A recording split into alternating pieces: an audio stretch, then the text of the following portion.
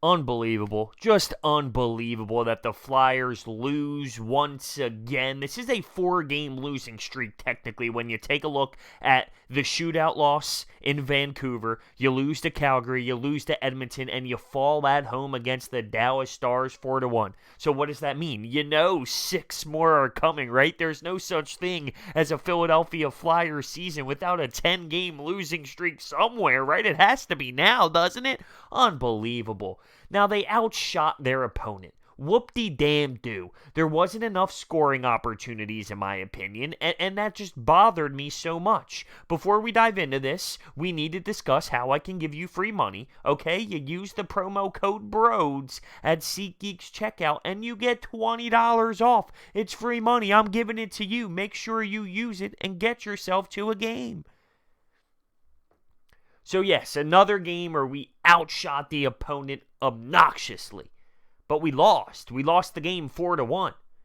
Dallas had one win coming into this hockey game. Now, I will say they had a lot of hype and a lot of praise before the season started, and it was as if they just couldn't find their way. They were clearly playing desperate hockey tonight. They are way better on paper than a one-win hockey team at this point in the season, so they were definitely desperate. They add Joe Pavelski. They have Jamie Benn. They have Ben Bishop, Tyler Seguin. They have a good roster, right? Hintz, who's playing fantastic and scoring goals right now. They have a good roster. It didn't make sense that they had one win. But still, I look at the Flyers and say, you're coming off of an 0-1 Western Canada trip. You got to find a way to come home and respond with a victory, and they didn't. They scored, the first minute of this hockey game? Claude Giroux to Travis Konecny on the right side with the beautiful sauce to Konecny. Konecny sends it over to Sean Couturier, and we score. Bang, we're up 1-0 instantly 1 minute into the hockey game, and that's it. Now, we had 39 shots to their 16. We literally only had maybe 2-3 other good scoring chances in the hockey game.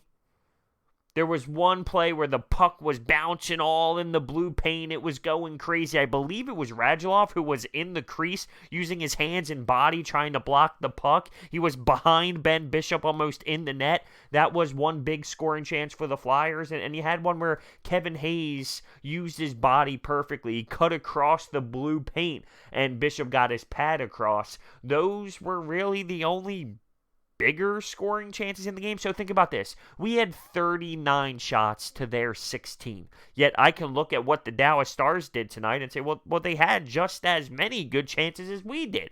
That's a problem. In the second period, they only had one shot. In the third period, at one point, they only had one shot, and guess what? It was a goal, and then they scored on their second because of an empty net. But still, it's sad when the shots total are 39-16, and I think both teams had pretty much the same scoring chances. It's a problem. Corey Perry for the Stars tonight, fantastic. He had 3 points. Ben Bishop was obviously fantastic. He stood on his head. Hintz scored another goal. He's been producing for them. He's been putting the puck in the net, and he walked Niskanen net front. He got a puck in the slot. He danced around Niskanen, found a way to put the puck on Carter Hart, and then buried the rebound. Carter Hart tonight, just another performance in my opinion. He looked great. His style on the ice tonight was A+. I even tweeted out a picture because I loved it so much. What a fire setup. The problem is, I don't care too much about the setup if we can't get solid play. For the millionth time with Carter Hart, there's going to be ups and downs without a doubt. This is a stretch here of 2 games where it's a little bit of a down. So when the Stars took a 2-1 lead in this hockey game, instantly Chris Stewart dropped the mitts. He's 6'2". He went up against someone who's 6'7", and he was fantastic. It was an energy boost.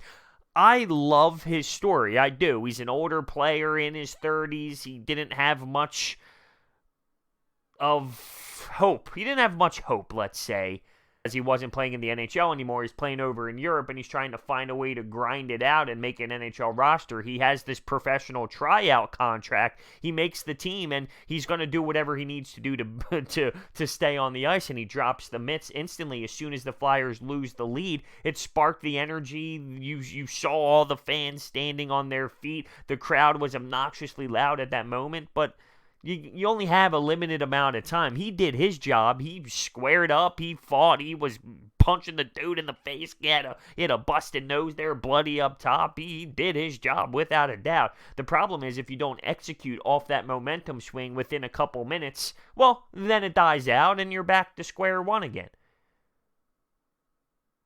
I believe the Dallas Stars did a fantastic job in that third period, playing back, forcing us to really have to fight to get zone entries and to find ways to score. They played back, they played defensively, and we were struggling to find any sort of rhythm there in that third period once they had a 2-goal lead. It was definitely tough. We have Vegas coming to town on Monday. There's no time to dwell, right? We got to find ways to grab points, and Vegas is a good hockey team. They are really good. What is this? What is this Flyers squad right now? JVR, 0 goals. And I can't stand him playing with Scott Laughton and Pitlick. That's not the type of line that JVR needs to play on. He should be up where Lindblom is. And that's no knock on how Lindblom has been playing, but the way JVR performs, he's not this guy who's going to change the line and be the leader of a line. His role is more get to the right spots, and I don't think Scott Laughton and Pitlick help him succeed. He needs to play with a Kevin Hayes, with a Voracek, with a Konecny, with a Couturier. He needs to play with top guys so he can get himself net front so those big-time players can make plays and he can be in the right position. I don't think he's playing on the right line. We got to figure that out. Claude Giroux, no goals. We got to score. One thing that I did realize, based off of our defense last year, I think this defense has been better. I know I mentioned Matt Niskanen getting walked, but overall they've been better. The problem is they are so heavily focused on the defense not being abysmal, which is fair, but you also need to find offensive creativity. That is an issue. We have no offensive creativity. We don't gain the zone. Outside of that one goal today, which was 1 minute in, we didn't have chances where we came in the zone, made a pass, moved the goaltender left or right, found a way to get a good scoring opportunity. There's no creativity in the offense. And I think it's because we were so heavily invested in the D. And you look at numbers and you look at the shots over the last 2 games, and I think that's flawed. If we're going to sit on the same system and think things are going to automatically change, I think that's flawed. We got to find ways to make it change. You have to. And speaking of change, Shane Gostisbehere not on that PP unit anymore. Provorov gets in the mix instead. That's a statement. I mean, that's a statement. Shane Gostisbehere has struggled so far this season, I would say, and he's already pulled off that power play unit, which is realistically at this point like his only thing that he can do good. So who knows where the Shane Gostisbehere experiment is going to be. The score could have been way worse. How many pipes did Jamie Benn hit? He hit a couple. The Stars hit a couple posts. And they don't count as shots either. Unreal. I mean, just unreal. Obviously, Dallas was a little bit more desperate than us. But it seems like the same old Flyers. It does. Just not enough. Can't score. Not the best goaltending. I will say that, as much as I'm a big fan of Carter Hart and what he can bring to the table for this franchise moving forward, I think the last 2 games were a little tough for him. I don't think he was strong today. A couple tough ones, like Corey Perry backhander right there in the slot. Yeah, that's tough. Matt Niskanen getting walked, and you have one of their best goal scorers 2 feet away from you on a rebound shot there. Yeah, I mean, I get it. It's tough. He's not getting... he's not letting up these insanely weak ones consistently. They're tougher shots, but, we got to expect the netminder to make some saves here as well, some tougher saves to keep us involved, and I don't think he did that over the last 2 games, so I wonder what we're going to do in terms of netminding. Now, this is our go-to guy. This is our future. You continue to throw him out, in my opinion. You continue to put him in the pipes and say, hey, let's get him next time. You don't do this switch to Brian Elliott. But who knows? Who knows how we elect to go with this one. So I'm obviously disappointed. I'm frustrated.